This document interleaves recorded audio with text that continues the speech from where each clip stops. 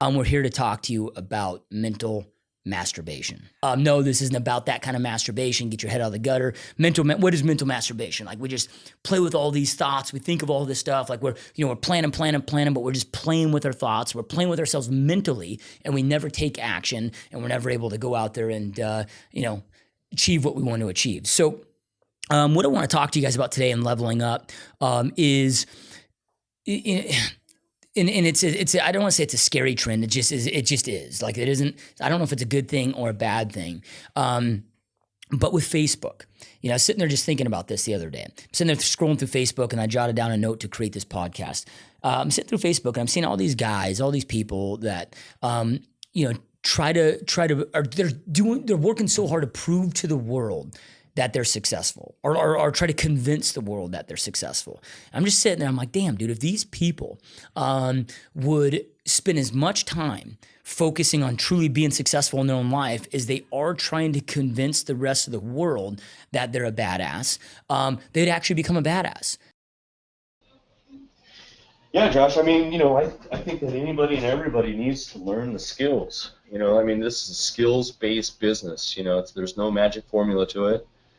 And so the quicker that you learn the skills and practice day in and day out, the average NFL team practices 60 hours a week for a 3-hour game.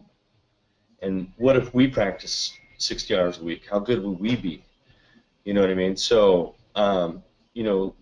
learning to embrace the skills that are necessary to become a great real estate agent, not an average agent. Nobody goes out and wants to pay for an average movie. Nobody wants to go out and pay for an average meal or anything. And trust me, nobody's wanting to hire an average agent. So you have to focus on being not average and separate yourself from the average agent, which is the 80-20 rule kind of. So I create this podcast to go out there and interview the doers like yourself, people that are actually out there doing it, building successful businesses, to give that tactical information to others and also inspire and motivate them. So with that being said, do you have any last words of inspiration or advice that you'd like to leave our listeners with so they can go out there and create that successful business and really successful life that they know they truly want? I think, honestly, it's do what you love, and the money will follow.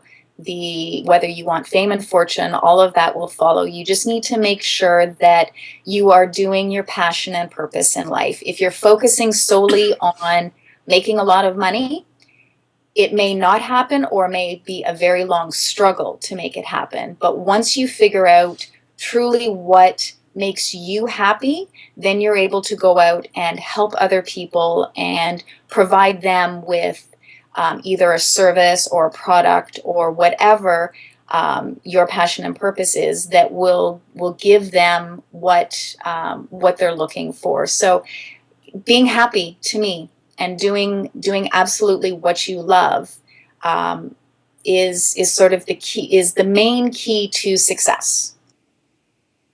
I think the biggest thing, a lot of people say, oh my gosh, how did you do in such a short amount of time? You've got to be so clear that there's no giving up. If this is truly the business you want to be in, then know that this is the business you need to be in with consistency. Like when I talk to a seller and they say, I'm not ready to buy for 6 months, or I'm not ready to buy for a year, my answer is always, you know what, that's totally fine. This is the last job I'm ever going to have, so I'm here for you when you're ready. So if you're consistent and you genuinely come from contribution, and by that I mean you actually want to help people. I know for real estate, for me, I want to help someone. If a seller wants to sell their house, I know that I'm going to net them the absolute most money in the market and have great customer service and great communication throughout the process. And at the end of that, they're going to want to refer me business. But I know I'm contributing to their life because I found out that they want to get to little Johnny's graduation in February and it's December, and it's my job to get them there. So I'm going to contribute to their life by helping them hit their goals. And they know that and they feel that. And I'm a very genuine person.